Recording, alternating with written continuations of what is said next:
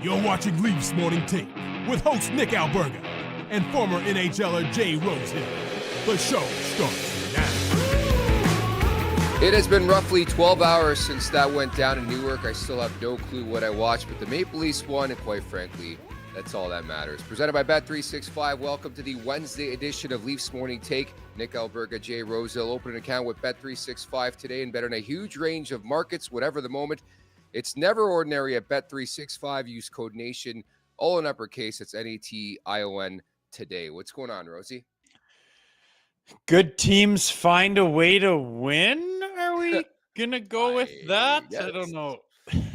Yeah. What a weird one, man. But at the end of the day, can't be mad at the result. But yeah, that's not the way you draw it up, I don't think. Yeah, there's a lot to uncover, goes without saying on today's podcast. It was a weird one in Newark, but they got the job done. But again, we're going to give our analysis on whatever that was, that 2-1 OT victory for the Maple Leafs. Should mention as well, our Super Chat charity partner this season is Sick Kids. You want to make sure your question or comment gets on the show. Hit us with a Super Chat. Proceeds from our Super Chat will go to Sick Kids, Canada's first children's hospital, the top research intensive children's hospital in Canada, and third in the world. By the way, if you're unfamiliar with how supers work, Super Chat and Super Stickers are ways to monetize our channel through the YouTube Partner Program, which we are part of. These features let our viewers purchase live chat messages that stand out and sometimes pin them to the top of the live chat feed. How to buy a Super Chat or Super Sticker, click the $ within a live chat. The live chat must be visible. Select one of the following: Super Sticker, and then find a Super Pack you like, and then choose an individual sticker to purchase a Super Chat, and then select an amount. Either drag the slider or type your desired value and then add an optional message, because I'm sure a lot of you are watching, have no clue what Super Chats are. I wanted to fill you in a bit. What's going on, Rosie? Let's talk about it, baby. Super Chat. Yeah. Yeah, great. Great charity that the cause goes towards. So hit us up if you want a burning question. It's always bothered you about us or the show or the Leafs. Let us have it, and we'll get you out there. Did you have a chance to see these Biznasty security videos? I did. Yeah. They always suck, man. Like, it's 2024. Can we get like more than one This guy wants frame per 4K. second? This guy wants 4K video. I know. Well, better than chop, chop, chop. I can't even tell who threw a punch or who's what. So it's kind of annoying. But the one that got me was the outside video surveillance where he's in a parking lot and there's 6 guys surrounding him and he's trying to throw and grab and inevitably goes down and is getting booted and trying to get back up. Like, I've never been in that situation, thankfully, but that sounds like a terrible, helpless feeling with a bunch of complete morons around you to just, everything about those guys is, I hope their lives are basically, at first I was like, oh, their lives are going to get torn apart for being drunk and dumb and acting stupid. And that's, I don't know if their whole lives need to come down for it. And then you hear everything about them and they're just world-class, lifelong pieces of garbage. So by all means, tear them apart. But yeah, it's kind of scary to watch when a guy gets 6-on-1 like that. The thing is, what about all those men? There's like normal aged, young, healthy, strong looking men all around. Oh, I'll hold the door while this guy gets, like, I don't understand that. I don't understand at all how you can get that many able-aged men to stand there and watch 6 maniacs go after one, good bystander, and no one steps in. It's pathetic. How would you sleep? I don't care if you've been in a fight in your life. You run in there with your hands up and you help the guy or pull him out or push him back or do whatever you can. You get enough people with, a bloody heart to get in there and help out. They have no chance, but no one stepped up. And that led to the very dangerous situation of 6-on-1. Drives me nuts. That's exactly it. It's a numbers game. Say 10 people step up and get in the middle of it, it's over, right? Totally. And I think the fact that it just happened, and he, credit to Biz for quickly reacting and running away from the scene. Like, I love that one clip of the one suspect saying he was built like Dwayne "The Rock" Johnson. Was the funniest shit I've ever seen in my life. But he was, man. He looked so shredded. He looked like Rocky running in those security videos. I was dying. Biz is like stopped drinking and been on a little health kick. But I know a Hispanic man with no body fat whatsoever who looked like The Rock. Oh God, they're gonna have a field day with that one. But yeah, that was the number one thing that bothered me. I assumed when it happened, maybe there's a bunch of elderly people or some older men in there and some gay people with children. I don't know. But then you look at it and there's all these guys that are like you and me that could easily have gotten in there and helped out a tough situation. Not one person stepped up. Makes me ill. Did you see the one guy with like the baby basket, like just jetting it out the front door of Houston's? Yeah, I kind of did. I watched it briefly. I should have checked it out a little more. But yeah, for a guy like that, I mean, fine. But there's more of the guys than that in there. Yeah. There was like 35-year-old men standing there all over the place, just looking at the kerfuffle. Like it's pretty disappointing this day and age where you can't help out your fellow man when he's in a tough jam like that. It's a bizarre story all around. And again, you're right. So fortunate that he pretty much came out unscathed because, again, it could have been pretty dirty. 6-on-1. You see the one guy like stomping on him. And I'm right there with you. Like, more times than not, I'll give people the benefit of the doubt when it's a 6-on-1 and then you hear the backstory on these guys, like lock them up to heck, man. Like it's just really, really sad story. It's unfortunate to happen to the Biznasty out of all people. And I think fortunate for him, at least, and everybody involved. Like we're finding out more and more about these people on a daily basis. But yeah, the security videos, it seems like every time something big happens, the best footage is shot on like a potato, man. It makes no sense. I know, it drives me nuts. I mean, I get it's kind of expensive, but I mean, how cheap is an average camera nowadays to put 4 of them up in your building? You'd think it'd be half decent, but still, security footage is not up to 2024 standards, if you ask me. And to be a cop and have to look at that stuff and try to figure out what happened, I certainly wouldn't want to have that job. That is a PSA here on Leafs Morning Take. Rosie wants 4K cameras installed on every local business throughout North America. So you heard it here first. So Now, I can watch the fights. exactly. And on a daily basis, I love our group chats. But today, you were very, very fired up about Anthony, or no, it's not Jeremy Swayman. You were going off about Swayman like an hour before the show. What did you want to bring to light on that front? Oh, no, I was sitting there watching the highlights, having my morning coffee, and it was just one after another. Swayman getting lit up for what was it, 8? Yeah, 6, 7, yeah. 8? Oh my God. I was just like, wow. And I can't help but chuckle with last year, them having, their big hug and him and Allmark, and they were the greatest 1-2 going. Now Allmark's gone. Swayman looks like, at least last night, he was struggling. I don't think he's having the greatest year in the world, and just nothing but animosity and problems and issues that the Boston Bruins aren't used to. So I have myself a little smile while I'm having my morning coffee and get to see that on the highlights. You're so right. As a Leafs fan, it never hurts watching Boston get pounded the way they did against the Winnipeg Jets. That was a lot of fun to watch, and I was more curious that they kept Swayman in for all 8 goals in that game. You think at some point they would turn to the backup Eunice Corpusalo, but they did not. And we'll see what the response is for the Bruins. I think they're taking on the Seattle Kraken coming up on Thursday. Join us in Music City from Thursday, March 20th to Sunday, March 23rd, 2025 for the first ever TLN Nation vacation, from live podcasts, winery tours to taking in the Toronto-Nashville game at Bridgestone Arena. This promises to be the trip of a lifetime. We're offering 2 packages, one with flights priced at $24.50 plus tax, and one without, $12.99 plus tax. Hotel rooms are double occupancy. For more information on how to book, head on over to nationgear.ca or check out the link in our show bio. Life's too short for ordinary vacations, Rosie. Yeah, that's true. I think this is going to be a neat one. Anyone can go on an ordinary vacation by themselves, but this one's got some things to look forward to beyond that of the city of Nashville. We're going to a hockey game, winery thing, live shows, live pods. You can come rub shoulders with us, ask us questions, take a picture, have a bullshit, have a beer. It's going to be pretty fun. So sign up if that interests you. It's going down right when it said it was going down there, March 22nd or something. Roy says he doesn't even know the dates. March 20 to 23rd. Hey, we In got my an calendar. active troll in the chat we got to get to. Okay, you want to Oh, get to this what's he saying? vindictive Raider? I hope you come on this TLN Nation vacation. We'll have your room with Jay Rosehill. We'll see if you last 3 days. Nick is an egomaniac who thinks he has a podcast of 1 million people when it's only 3,000 subscribers with only 200 watching. Your opinion means just as much as anyone else's. Well, I will tell you, we're close to 14,000 subscribers now. So hopefully you come on the Nation vacation and we'll set up a nice cozy seat beside former NHL tough guy Jay Rosehill. How about that for a plan? Let me guess. He doesn't have his face or his name in his bio. Ding, ding, ding, ding. He's Oh, Vindictive Raider. That's shocker. his handle for life. Shocker. Yeah, you're an egomaniac, Nick. Egomaniac. I've always thought that. I felt like Macho Man reading that. But anyways, we love to bring the trolls to light in this chat. We got another special guest on today's podcast, Ace Anson Carter of the NHL on TNT, former NHLer, played for Team Canada, played for MSU. Guy's an absolute stud from Scarborough. Anson Carter is going to drop by in about 15 here.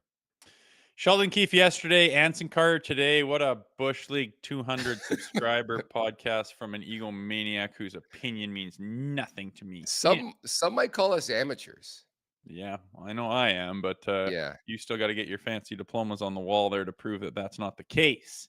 Valid point. My that's my bad. Vindictive Raider. Maybe that's why he's taking a shot. Doesn't see the journalistic diplomas behind me. I don't have them on my Yeah. shelf. That's unfortunate. But regardless, we truck on in this amateur podcast in support of sick kids. Again, make sure to get those super chats in. Maybe Vindictive Raider will feel that bad about trying to chirp me in my own show chat, and maybe he gives us a super chat here. You can do so in support of sick kids. By the way, at the Leafs Nation 401 on YouTube. Smash that like button, smash that subscribe button. We need more than 3,000 subs, folks, so help us out. Leafs Morning Take, wherever you find your podcast, make sure to leave us a 5-star review. And don't forget to visit theleafsnation.com for this amateur podcast. It's the Leafs, it's the New Jersey Devils, a 2-1 OT win. What a crazy game, Rosie. There's so many variety of routes we can start, but I think we have to start and not bury the lead. Anthony Stolarzeny, what an effort. If he wasn't already, I think now he is firmly entrenched in the conversation for the Vezina Trophy. He was out of this world, man.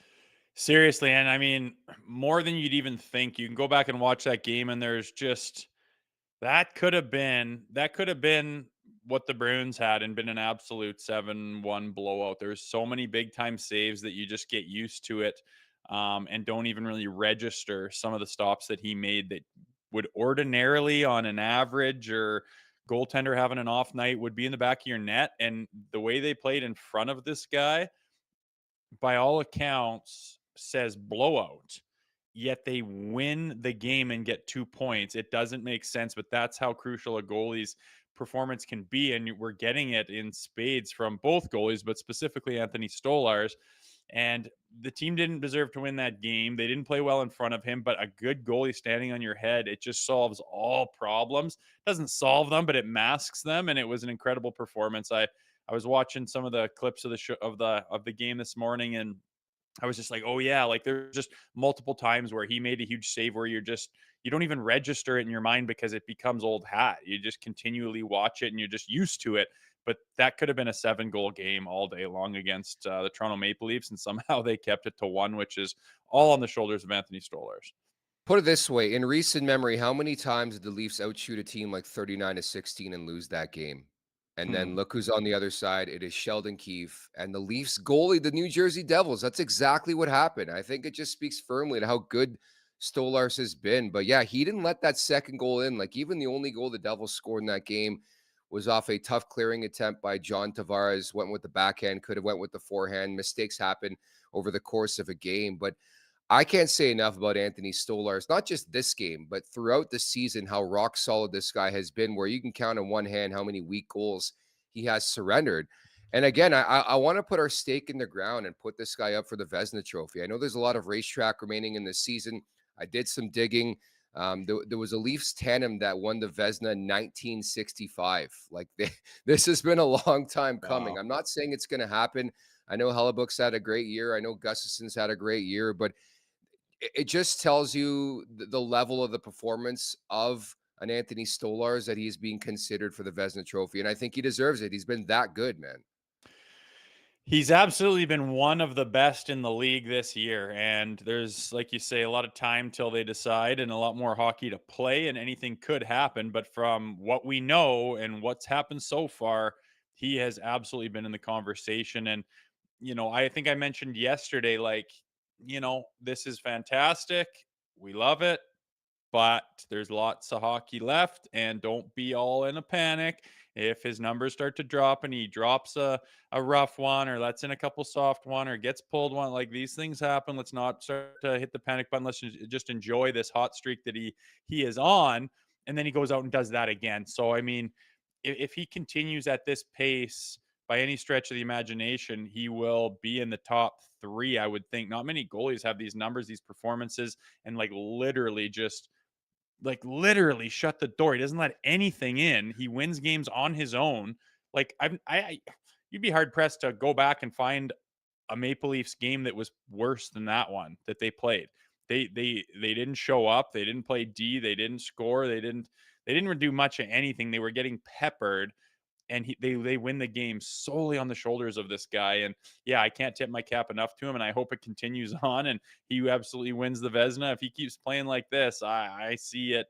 I see it happening. That was full-fledged in his prime, Mariano Rivera, that performance. For you baseball junkies out there, Mariano Rivera, the best closer of all time, one of the best pitchers of all time, period, for the New York Yankees. And I just think to the degree and the level of some of the saves he made, like just his reaction time to the one, I think it was Timmins or Benoit, one of those two tried to clear the puck and it hit off a Devils player, and just the reaction time to make the save. It was very like Steve Smith, like with the Oilers back in the day. And if that's the Leafs, that usually goes in, man. He found a way to stop it. Like when we mean everything but the kitchen sink was thrown at Stolars, it was. And again, I had to highlight the fact that this guy should firmly be involved in the Vezina Trophy conversation. He was tremendous, 38 saves. Again, you couldn't help but chuckle too. It was the prototypical Sheldon Keefe game where his team was just all over the opposition. I mean, all over them. Could not get a save. I mean, you look at the numbers of Jacob Markstrom, just could not get a save. I thought the Holmberg one was stinky. Matthews, I mean, you give Austin Matthews 5 breakaways, he's eventually going to score, and that's exactly what happened. Yeah, that's a frustrating one. And I didn't realize to the degree that the Leafs had the New Jersey Devils numbers in years past and on a bit of a streak here. And um, yeah, usually I feel like the Leafs are on the other side of that one. They're getting the things that they're doing the right things. They just can't bury, and they're getting goalied. And then you get a soft one on you by Samsonov or something. That's what we're used to. And nowadays, they're playing different hockey. They're winning and losing in kind of different ways, which I don't really mind. I like the fresh look and a different way of going at it. I'm not thrilled about their performance last night. I think it's a red flag that they showed up after 2 dropped games on the weekend, including one most recently to the Pittsburgh Penguins, and they come out with an effort like that. I don't think the effort was there. I don't think the speed was there. I don't think the commitment was there, and that's concerning. But as we're talking right now at the time being about Anthony Stolar, as a good goalie can solve a lot of your problems. And yeah, it's kind of worth a chuckle to realize that that's what Keefe kind of had to deal with from times when they were struggling over in Toronto here, and it was much more of the same. But I'm not complaining that that after a performance like that, you can still somehow find a win. That's a sign of a really good goaltender and getting some luck on your side too. I can't blame the effort of the team last night. They looked like the slower team. I mean, the one issue I have is a lot of people in the hockey world not considering New Jersey in this whole equation. Like, they're one of the best teams in the NHL. They're coming off a flat loss against Colorado on home ice on Sunday. They were going to come out guns a-blazing, and they did, outshooting the Maple Leafs 15-1 in the first period. I just thought they were the second team to the puck all night long. But you're right. It's all about execution. It's all about getting that timely save. Like, how often have we talked about in 2.5 years of doing this podcast, roughly 2.5 years, just getting that save, getting that opportune save? And it actually happened last night where they got those saves at the most important time of the hockey game, right? Well, they got about 8 of them, right? You can usually look True. back at like 2 saves that were like, oh, if we don't get those, this game's completely different story. And um, they didn't play very well. He could have let in multiple goals that just would have sealed that game, and we would be having a completely different conversation right now. And I don't want to lose sight of how they played in front of him, because it is a red flag without question. Yeah. But yeah, again, just to repeat myself, a good goaltender like that just goes miles. I mean, even on the winning goal, like, he makes this massive save where it could easily be in the back of the net, and that's the end of the story, and probably how the game should have ended. But no, he just makes another one and then another one. And Stoley's always his reactionary speed is unbelievable for a big goaltender. He's almost always square and big. And now he's poised and calm and confident, like that breakaway, just boop, quick little butterfly. Like, he probably chuckled after saying, what the fuck was that? Like, that's your breakaway. Like, it was easy for him. And he's never spinning around, scrambling. Like, you can almost see like worry and panic in a goalie's actions, and Stoli just never ever has them. He's like annoyed that he's even somewhat out of position, and then gets back to where he belongs and says, yeah, that's more like it, as opposed to like freaking out with worry on his face, like scrambling around. Oh no, he's never worried, never panicked. And it's a wicked feeling to watch as a fan. And I know as a player of a team that has a hot goaltender, it's such a nice backstop to have that allows you the confidence to not really worry or panic during a game. There's some shady shit happening at Prudential Center. Like the shot counter all night long, taking shots away from the Maple Leafs, and they add a couple at the end of the game, ends up being 39-16. And on top of Oh. that, how do you not reward or award Anthony Stolarzeny with an assist on Austin Matthews' OT winner? It went off his pad to Matthews, and it's still unassisted to the best of my knowledge. Something shady's going on there, man. They don't respect the opponent, I guess. That's interesting. Yeah, I wasn't paying attention to the shot clock. I knew they were looking ugly for a while there, but yeah, I don't know. I don't know what to say on that. It's kind of odd. You think the NHL has the final say on those things, and they usually get it right. I'm always amazed at how they change. They'll change an assist or add one or take one away, and they're very, very good at getting it right. So I'm surprised to hear that. But at the end of the day, it really doesn't matter what those numbers are like. They pulled off a win, they can move on. Who cares? Got to feel good for sorry to interrupt. Got to feel good for Matt McKay and in the chat as well, and Anthony Stolars being the hometown boy, making some of the key saves and winning that game there. We talked about that going into it yesterday. Wanted to get your thoughts as well on Austin Matthews. I mentioned it. 5 breakaways in the game, finally connects in OT. I don't know why, but I took some heat on social media after the game for a tweet I had during the game talking about how I was concerned a bit about Austin Matthews being a bit off.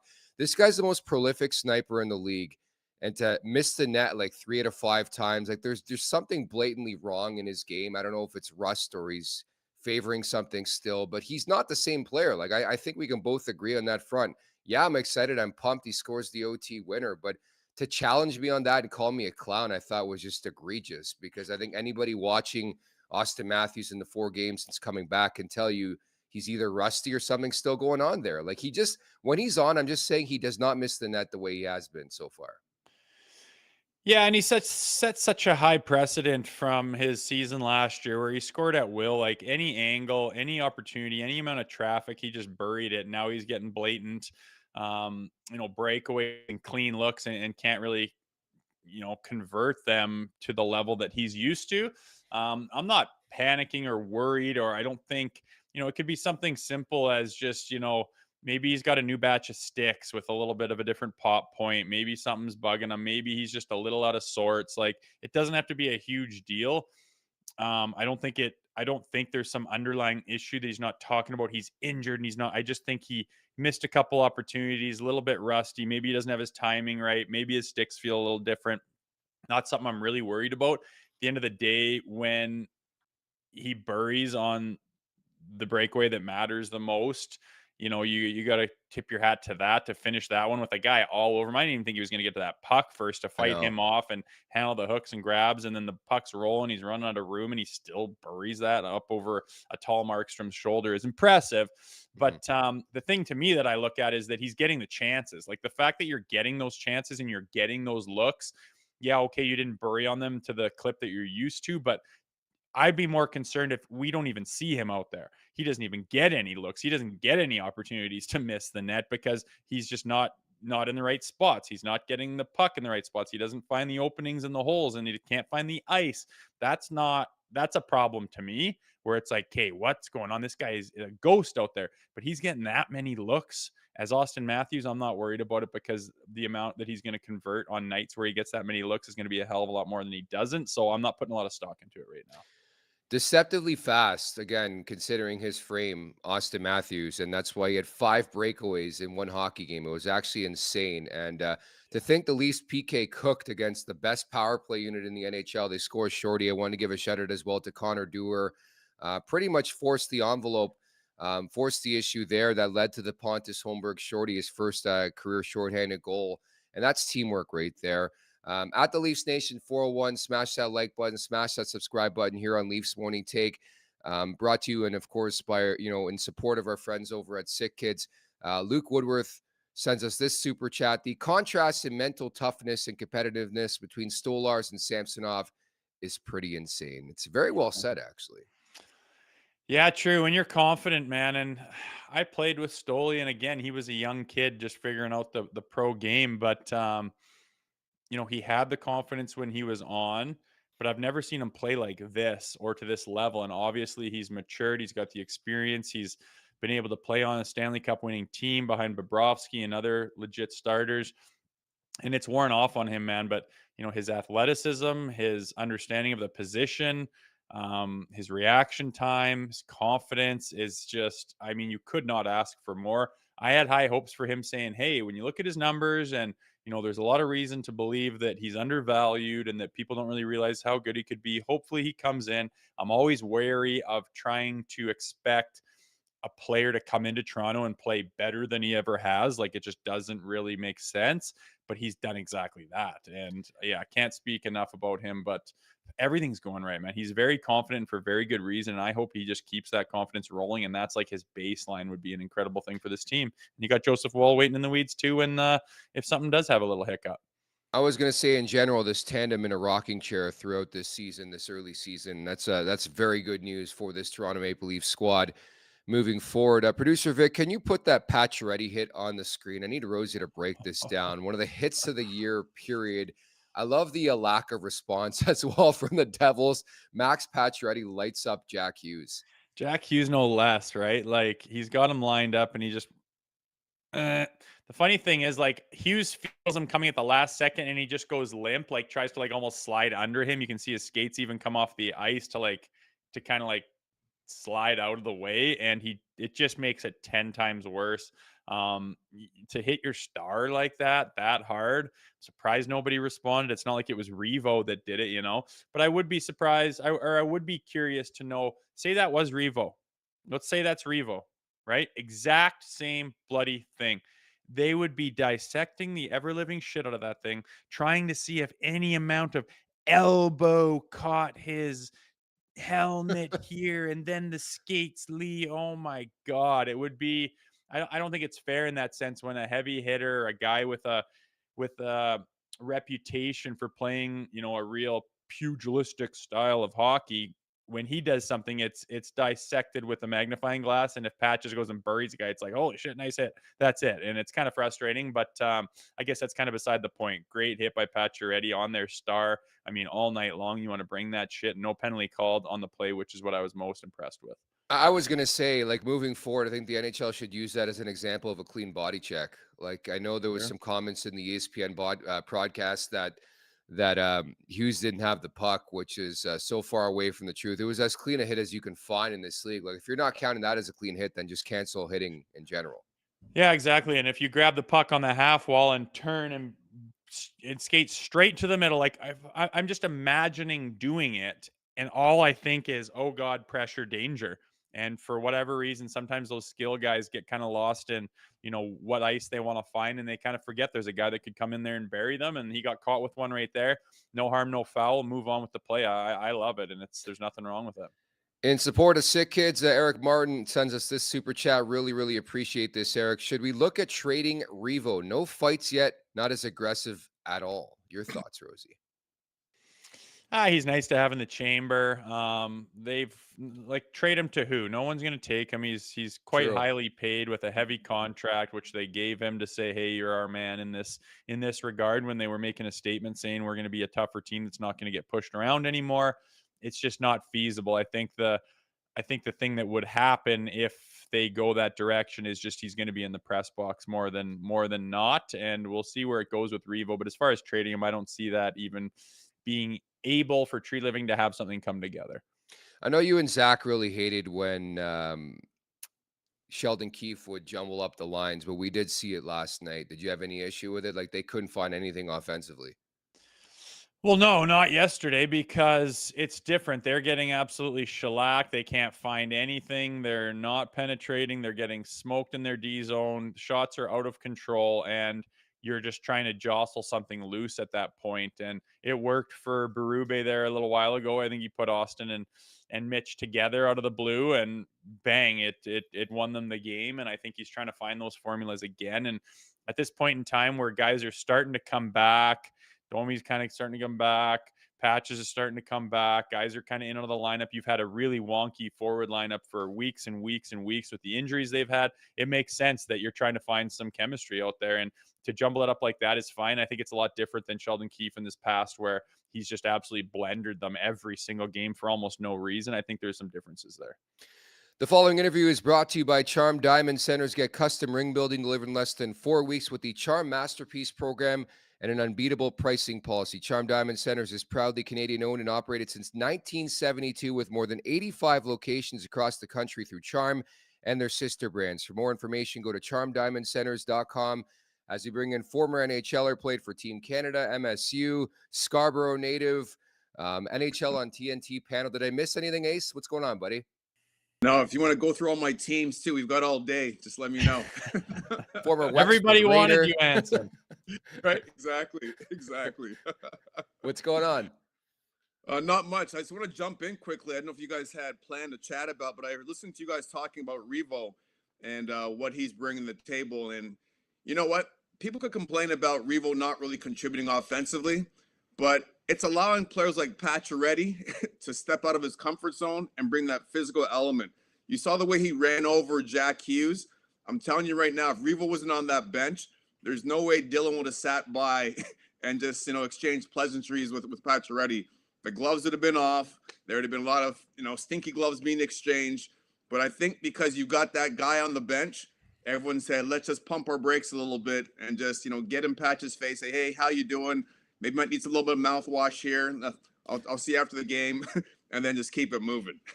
So there is some benefit, I believe. And also, too, there was a time when Austin Matthews was getting bullied by everybody on the ice. And I don't really see Big Poppy getting bullied by anybody. And I really think it's that Revo effect. I've got life insurance, fellas, because I don't expect to die anytime soon. But just in case, it's good to have. Yeah, that's right. And I think it's a deterrent. People lose sight of those memories of just that, where they're getting bullied, they're getting pushed around, they're completely disrespected all over the rink by multiple different teams. And those poor stars are out there with no one to back them up. And they were doing nothing but looking down at their laces every scrum. You're seeing this team playing bigger. You're seeing them take runs at guys. You're seeing other teams respect the fact that if I want to go have someone answer the bell or get in someone's face or show my displeasure with this play or that play, you know who's going to be tapping on your shoulder. And more often than not in this league with Revo and how big of a hand he is, I think most guys just take the option, and that's worth its weight in gold a lot of time. And people do, I think forget that. I saw it firsthand when I was playing at Edmonton. I remember I played for the Bruins. We went to Edmonton, and the Oilers were the lippiest, mouthiest team in the league, just chirping everybody. And I was like, what's I don't understand. Like, why are these guys so cocky over there? And this is before I went and checked out the rundown for the lineups. And I saw George Larac, and it said 6'3", and it said 240 pounds. I was like, there's no way this guy's 240. It's like when I used to pump up my height and weight to make people think I was heavier when I played too. Yeah. But sure enough, when I got traded to Edmonton, you couldn't get me to shut up. I was chirping everybody because I knew I had the big fella on the bench. And by the way, George played at 270. Not 240. We had to bring the Edmonton Eskimo scale into the locker room to weigh him because the normal scale didn't go high enough. No way. Unbelievable. Yeah, what a monster. Wild. A big lefty, no less, man. Yeah, he did his damage, no question about it. But yeah, I think that when people see the fights or lack of fights, they kind of lose sight, and they look at it on a surface level, but there's a lot going on underneath where you're looking at the stat pack before the game. This guy, you've seen his scraps. You look at YouTube and you're like, I think I might just kind of play a little bit of a finesse game tonight as opposed to wake that beast up. Right. Absolutely. Ace, what was your read on whatever that was in Newark? It's still outstanding, even breaking this down on today's show. Outshot 39-16. Anthony Stolar is out of this world, but somehow, some way, the Leafs won that game. What? Yeah, this is the new Leafs team. This is a team that could win without having their A game being brought to the table. I think their goaltending tandem, if not being the best in the National Hockey League, it's right up there. Without a doubt. They had no business being in that hockey game, fellas, last night. No business at all. But you use that phrase all the time, give us a chance to win. Stolars did that, and he's done that time and time again this regular season. And it's just the way they're playing. They're not trying to create something out of nothing. Yes, they struggled. Yes, they couldn't find the offense, but they stuck with it. And they didn't put themselves in a position where they got blown out 5-0. A lot of that's goaltending. A lot of that's that decor. I know I work on TNT with super fan Paul Bissonnette, and Biz loves pumping and using like the blue and white pom-poms. But honestly, we worked with Craig Berube a little bit last year, and he reminds me a little bit of Talk. I played with both guys and trained with both guys. They're playing playoff hockey right now. I love what Tree's really done with building that team, especially in the back end. I've never thought that the Leafs back end was anything ever special. They're really top heavy. And I know the fans there in Toronto like pumping Morgan Rielly as a number one D-man. Morgan Rielly's a nice defenseman, but he's not a number one defenseman. I think he's better suited in that second slot. And having OEL and Tanev, now you've got a bona fide first pairing decor. And Tanev's work, I think it's going under the radar. I really do. Like, he's been called a stay-at-home defenseman, but you watch him on the ice. He doesn't spend that much time in his own end because he makes that right play every single time. Oh. And he's a nice safety blanket for that coaching staff to have. Yeah, I would definitely agree. This is a different hockey team. They have a different identity. You can see them playing different styles of hockey. But when things aren't going well, it seems like a problem they've had in the past is they just can't seem to find the scoring. Do you attribute that to anything in particular with this amount of offensively minded players to hit that wall at certain times? I think it's just a matter of today's NHL or just the game in general. I think we see Matthews, we see Marner, we see Tavares, we see Nylander and think, oh, these guys should be putting up, 150 points. The skill level is ridiculous. But we forget sometimes that other teams also know that the Leafs have Matthews and Marner and Nylander. So they're trying their best to shut these players down. When I watch the Leafs right now, I watch plays of, are they forcing things? Is it a 1-on-4? Does Nylander have the puck and try to go through four guys when the other guys in his team are changing? What time of the game are they trying to make these plays happen? Are they up a goal, or guys like trying to be cookie monsters looking for extra points, or are they trying to be smart about it? And I really believe this team this year, from watching them so far, there's a different vibe and a different feel to them. And talking to my boys back home, and I know Mitch Marner took a lot of heat last year. He's the one player, fellas, that I think is going to benefit from the Four Nations than anyone else. He's that one player because he'll be around Sid, he'll be around Nate Dogg, he'll be around winners, and I really believe that's really going to rub off on him, and he's going to bring that back and take his game to the next level in the postseason, because I don't think he's been that bad in the postseason. He hasn't been as prolific as he has been in the regular season point-wise, but he's still been creating things. I think this is the year that we see Mitchie really break out in the postseason. Yeah, I think it's more about the perimeter game for Mitch Marner in the postseason, but you could say that for a lot of players. And yeah, the proof will be in the pudding this time around, especially in a contract year. Now, Ace, you're dialed into the entire league. Find me a better goaltender. Like, who would be on that short list in the Vezina conversation? I know we're always careful. I know we don't want to blow things up in this market, but I came out hot and heavy to start this show, and I said that Anthony Stolar should be one of the finalists if the season ended today for the Vezina Trophy. Who would you put in that Vezina conversation right now, aside from Connor Hellebuyck, of course? Oh, I'd probably say Markstrom has to be in that conversation too. I really like Allmark in Ottawa, but I'm with you. Stolarz, if we had to vote today, would have to be the guy. Without a doubt. Shesterkin's been up and down. The Rangers' defense has been brutal. The usual suspects that you look at.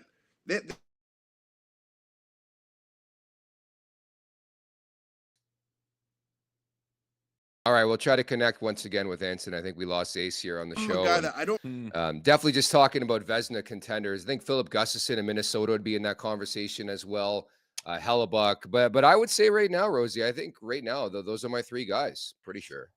Yeah, it'd be interesting. I haven't put the numbers up against each other. I'm sure they're all very similar, but to me, you got to take into account the fact that he's in that market, that he hasn't been in this position before. I think that holds weight too at giving him some credit above and beyond what the other guys have had to go through.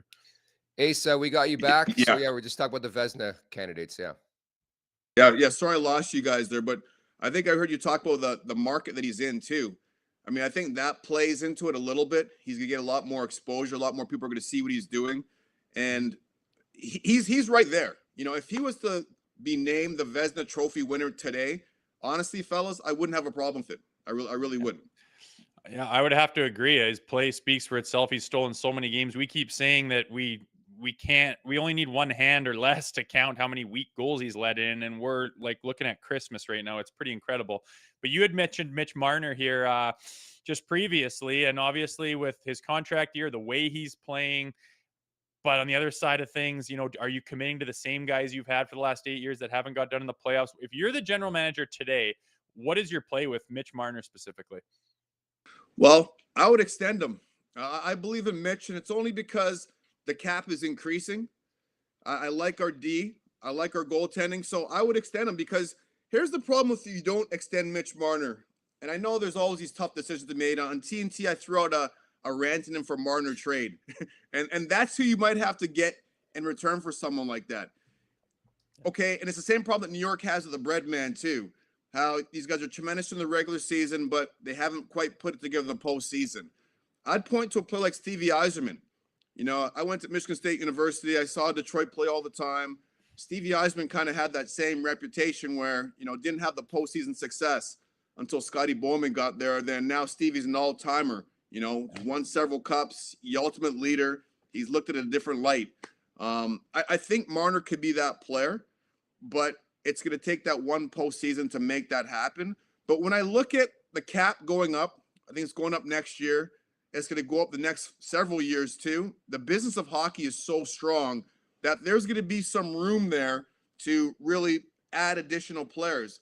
What happened to the Leafs, they signed their core fours, the pandemic happened. And then the cap was flat for several years, and they couldn't add anything else, and they're screwed. So you have to get at least to the postseason. And right now, I haven't seen Matthews play a full 82 games yet. So that's a concern for me too. So if Big Papi goes down, who's going to drive your engine for you? So you got Tavares, his deal's up. If I'm JT, I'm taking a lot less money to stay in Toronto. He's probably made over $100 million, so he's set financially. But you got to get to the postseason. And Mitch Marner's the guy that'll get you there. Now, once you're there, it's a different conversation. The Batman to Marner's Robin, Austin Matthews. So he's back in the mix, scores the OT winner against the New Jersey Devils. But Rosie and I both agree there's just something a bit off. Is this just a guy who's sacrificing a bit, for the betterment of his team? Or do you see a bit more here with what's going on with Austin Matthews throughout this year? Yeah, he's still getting his points. Since he's been back, he's been on fire. I would take an Austin Matthews scoring 40 goals in the Stanley Cup if I'm a Leaf fan, than an Austin Matthews scoring 70 goals and, getting bounced in the first round. I like how he's rounding out his game. And it might not show up in terms of goals and assists, but it's going to show up long-term. I think it'll show up. And he's wearing the C too, fellas. So he really has to be about winning more so than points. So I'm not as concerned about him not putting up these gaudy numbers as some of these other players in the National Hockey League. As long as he rounds out his game and then he stays healthy, I'm good with that. I really am.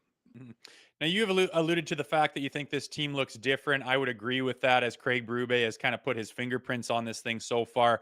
Throughout all the injuries and everything they've had, they've really looked damn good so far. And we're past American Thanksgiving. We're creeping up on Christmas time here. If you were to make some changes to this team, talking trade-wise, what do you think they could use as additions? I would add additional center. And also, you never could have enough defensemen. Because the postseason, especially that first round, oh my goodness, it's a battle. Everyone's like seek and destroy. Everyone's getting crushed. Yeah. So I would add a depth defenseman for sure. And then I'd try to go and add a third line centerman. A player that was in the market before that, I don't know if you go there again, would be a Ryan O'Reilly. So you could plug him out of out of Nashville. But I also understand that he walked away previously. So I don't know if the factor will want to come back to Toronto or not. But I would add some more depth down the middle for sure. But I like this team a lot, Toronto. I really do. They got size. They have speed. Their decor is really good. And they have the offensive ability up front. But more importantly, they have the goaltending.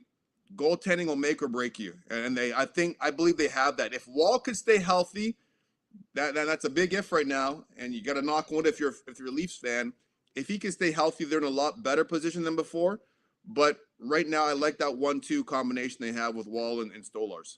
Yeah, I still have nightmares of that fucking Trent Frederick goal in the playoffs last year on Samsonov. Holy shit, man. It just, that can't go in. But there's another guy in Nashville I really like to pick up, Luke Shen. He's been here a couple times before. So, excuse me, maybe that comes to fruition. But I wanted to leave you with this. I love asking guys who are local products. Was there ever an opportunity for you in your career to play for the Maple Leafs, Anson? There was, I tried to get to Toronto several times. Ah, And the one time I came close, I believe, was John Ferguson Jr., I believe was the GM. And it was before I signed in Vancouver. And we went out, we had dinner. We might have went to Soda, I'm sure. There's someplace in Yorkville went to dinner. And we sat down, tried to be under the radar. I could be more on the radar now because I don't have the dreads. Before I had the dreads, so everyone recognized. Yeah. But I tried pretty hard to come to Toronto. I think they ended up signing the Big E instead, and I went to Vancouver. But for years, guys, the Maple Leafs did not want to have local guys playing Toronto. I think there was that internal fear that if there was any success from a local kid that played for the Leafs, they would kind of become bigger than the team, and it could create a problem for the organization. So I think that's why you saw guys at the end of their career, I wouldn't even say the back nine on the 18th hole, like Jason Allison and Mike Pekka and the Big E, like all these guys were, their careers were done. They came to Toronto to really retire. Jason Spezza is another one. That's why they signed these guys later on, because there was no fear of them becoming bigger than the team. So again, that's why I commend a guy like a Mitch Marner who grew up being a Leaf fan, and he's playing for the Leafs. He's playing well there. I know there's a habit of the Toronto fans kind of eating their young there. And when he made that comment about, they get treated like gods. Well, I don't think he meant that in a negative way. No. Because he was a Leaf fan himself, so he saw the Leaf players as gods. Yeah. I think that's where he was coming from, and it's true. The people in Toronto love their Leafs. There's nothing wrong with that. So I don't think he was being cocky about that at all. And I wish I had a chance to play there, fellas. A guy growing up in Scarborough, that'd have been a dream come true. And we had actually during the lockout, we had a World Stars tour that we traveled around Europe. My agent Pat Brisson and their CA now, they put together, and we had like a 16-city tour in like 16 days where we went to Poland and Czech and Sweden and like Norway. We went everywhere. And I was there with Mats, and I was talking to Mats like, Mats, man, get me to Toronto. I'll play on your right side. I'll score 50 playing with you without a doubt. Like, let's go. Yeah. But it didn't end up happening. And then I tried to get the second mayor of Toronto to get me there too, Ty Domi, but he didn't have as much juice as he thought he had, so that didn't happen either. yeah, that's a sick story. I never knew that it was either you or the Big E back in the day. I probably would have preferred you, to be quite honest about it. Well, Ace, great catching up, man. You guys are killing it on the panel. I watch all the time. Appreciate your time today, man. Thanks, fellas. Anytime. Appreciate it. Thanks, Anson. Thanks, Rosie. Anson Carter of the NHL TNT panel, just phenomenal stuff. That's some great stuff, man. When I set out to do this podcast, I'm like, I want to ask like guys who are local products who didn't play for the Leafs if they ever had a chance and opportunity. I know Devontae Smith-Pelly, a mutual buddy of ours, said he sniffed around a couple years back prior to retiring, and then we hear Anson's story there. I don't think that's ever been public knowledge. Anson Carter or Eric Lindros, and they went with the Big E.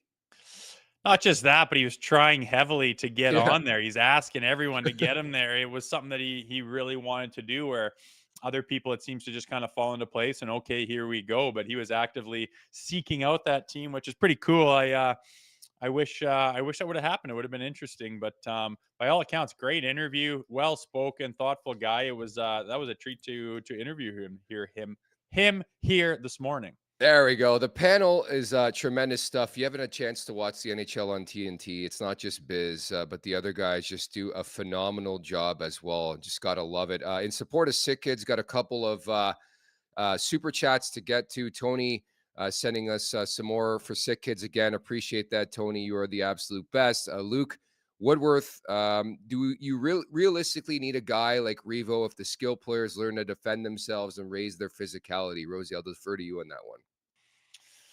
Well, you're not teaching them to defend themselves. I mean, what's the point of that? He's there. You can use him when you want. No one's taking him from you in a trade. You're not going to send him down. You're not that mad at him, but it's just a matter of, to me, how often is he in the lineup? How often is he taking that spot on that line? What kind of hockey are you trying to play tonight? Who's your opponent? I think it's going to come down to like the playoffs if they need him in there or not to bang and crash. But like Anson said, there's a drastic difference between having a guy like him or not. If he's not in the lineup, yeah, there's probably a response to Patches there. Patches knows that. Maybe he doesn't lay that hit. And collectively as a team, when you have a bunch of guys that don't feel supported or backed up in the physical sense of the game, they're less likely to go out there and be physical themselves. It's just simple as that. It's a mental thing. And I agree with Anson that if he's not on the bench there, those guys don't play that big type of hockey. And we've seen it before when they don't have guys in the lineup. They get pushed around, they act like pussycats, and the other team is all of a sudden the Monstars. It's shitty to watch, and I'm glad to have them at least on the roster. I don't want him going anywhere. My conversation is just how often are you putting him in the lineup at this point? WeCF Baby writes in, was it a world championship goal he scored, referring to Anson Carter? I can't remember, but that goal for Canada was iconic. Yes, it was. And in fact, I have a funny story. I think it was like the 2017 Stanley Cup final. Randomly enough, me and Anson Carter were like in a Uber or a taxi together. And I remember I had a couple pops at the time. And all I can remember was just telling the driver, I'm like, this guy scored that goal where they refined, like, I don't know if you remember the goal specifically, but it changed the way we looked at video review because it was like a circle on the puck and they really, really zoomed in. That was like an infamous goal for Canada, Anson Carter. Yeah, I don't remember that one, but Yeah. I remember Anson quite well. I remember him on the Oilers, and he was hard to miss, like he said, with the dreads coming out of that mission bucket, no less, was pretty awesome. And by all accounts, he's doing wicked with his media career, and a great guy to interview there. So that was a treat. In support of Sick Kids, Tammy writes in via Super Chat for the Crotch Goblins. So appreciate that, Tammy. Wow. Tammy was in the chat last night. She was on TLN After Dark last night with me and Zach just piping in. I was watching. She sounds like a goer. She's ready to let her hair down and party a little bit. Who knows who this person is? Might be a guy. Who knows what's going on? I don't know about that. Tammy's having a lot of fun. Let's not start fabricated stuff here, but I did threaten Tammy. I said, you better come on this TLN Nation vacation or else. or you're off. Or you're off the chat. No, thank you, Tammy. You're always spicy in the chat. We appreciate it. We love you. Lastly, before we wrap here, any thoughts on Max Domi's return? I thought he looked a bit rusty, missed 8 games. Started the game with Minton and Lorentz. There's no use trying to decipher line configurations because the second half, everything was in a blender. He had 2 shots on goal, 14.57 of ice. That's natural. He missed a couple games, so he's going to be a bit rusty. Yeah, I didn't notice him a lot. I didn't catch most of the first half of the game, to be honest. I was on the ice myself, but didn't notice him a whole lot out there. I can imagine he would take some time to get his legs going, but I hoped for a little bit more, regardless of the fact that he was out a little while. I want him to hit his stride. So hopefully that was the one game where he can, get his legs and get his wind back. But I'd like to see more out of Max Domi in the very near future now that he's healthy. This is good. Tammy's like, I'm not a guy. Or am I? And then she says, I have very long hair. Okay, more crypticness. Send a pic. Send a pic. Yeah, send the boys a pic. This reminds me of what's that movie again? Ace Ventura, Louis Einhorn. Remember that? Yeah. Oh, yes, I do. What a great all-timer movie. Anyways, we roll on. It's time for the last call. Brought to you by Bet365. Open an account with Bet365 today and bet in a huge range of markets. Whatever the moment, it's never ordinary at Bet365. Use code NATION, NATION, all in uppercase today. We got 2 games in the National League. Just for the sake of it, because the Rangers are a tire fire. I think they've lost 8 of the last 10 games. I will give me the Buffalo Sabres. I don't like betting on that team. They stink. They're awful. They always shoot me in the foot. But give me the Buffalo Sabres just because I have to fade the New York Rangers right now. It's a forced bet. I won't lie. I don't like it. I'm not crazy about it, but it's kind of funny seeing these big dog teams that you're used to having a bunch of success just like floundering or being in shambles. Like, I guess Nashville's whatever. It was so highly touted. Then you got the Rangers that are kind of struggling. Boston's been doing all kinds of crazy stuff. It's interesting to see, but there's only 2 games on the slate here. Anaheim Ducks plus 205. Oh my goodness. I don't have a play. I'm just opening my app and I had to update it over here. I'm going with you. Let's ride the Buff Sabres against them. I don't know. I'm scared to do that. My betting's been in shambles lately, dude, honestly. So I finally made a return last night. I took about a month off, and I had a hot night. 5 for 5 in my bets. I hit 5 for 5 over in the. I had the over in Colorado, Pittsburgh. I had the Leafs money line. I had Calgary on the road in Nashville. It was just one of those nights. I think the only thing I missed, I had 6 bets out there. The only thing I missed, I had my boy Adam Henrique to score a goal, and he had the empty netter opportunity at the end against Tampa, and he couldn't talk. But yeah, it was one of those nights. I'm sure it'll go back the other way because I'm back in the mix. I wasn't betting for like a month and a half. So 5 for 6, you're saying? Well, 5 for 5, but yeah, okay, you're right. 5 for 6. So not 5 for 5, 5 for 6. Yeah, I guess you're right. You only count the winners? Yeah, hey, winning 5 bets in one night is bloody incredible. I don't remember the last time I've done that. I've been garbage at it, but hockey is notoriously a tough sport. But I'm gonna refocus here, reset my thoughts in my mind, and I'm gonna get on a hot streak here starting tomorrow. Too much conversation in the chat about getting this podcast canceled because we're trying to figure out the gender of one Tammy in the chat. Are there some activists in the chat? I don't know. There's a lot of speculation. We love you either way, Tammy. Appreciate you being on every show and just supporting us, sending us super chats too. So regardless of that, come on the trip though, please. Yeah, pull the trigger. Come on the trip. That'd be fun. TLN Nation vacation. Okay, Rosie, that's going to do it for today. Many thanks to Anson Carter. Coming up tomorrow, we're going to tee up Leafs and the Anaheim Ducks. Jacob Trouba's in town, man. They got Trouba and Gudis. That should be a good one. Seriously, talk about a couple open ice hitters. Are they playing together or no? I haven't checked. They've played one game. I don't think they're playing together. That would be an all-mutant pairing, okay? That would be somebody's going to get hit tomorrow. well. I think somebody's going to get hit tomorrow. I know, and like we said, those guys are over there. You're double checking, you're looking up, you're watching, who's on the ice and when. You're careful to cut through the middle, through the neutral zone, the blue line, coming across the offensive zone. Those guys will kill you. So something to be aware of. Hopefully the boys are. We don't need anyone being lost to more man games due to injury from one of those mutants pegging them. Tammy writes in, I'll start a GoFundMe for the trip, guys. Fair enough. Any way you can get there, Tammy, we love you. All right, everybody in the chat, you guys are phenomenal. For a bunch of amateurs, we've done a pretty good job today. If you guys remember and recall, to start off the show, Vindictive Raider called me an egomaniac and said we only had 3,000 subs. But then I look, we're approaching 14,000 subscribers. So not the fact check, but incorrect analysis. How dare you even bring up Auston Matthews' ability to score goals? That will get you knocked down in most people's books, Nick. My bad. Anyways, we roll on. Again, thank you to Anson Carter. One more super chat before we wrap here in support of Sick Kids. Robert Smith for Tammy's trip. There you go.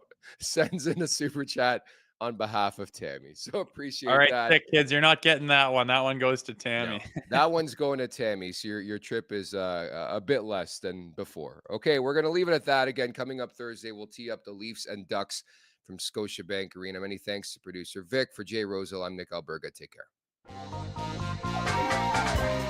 Make sure to check out more of our content right here on the Leafs Nation YouTube page. We got long-form interviews, we got clips, we got epic rants by Jay Rosehill. We simply have it all. And don't forget, you can find out much more at theleafsnation.com. Thanks so much for watching.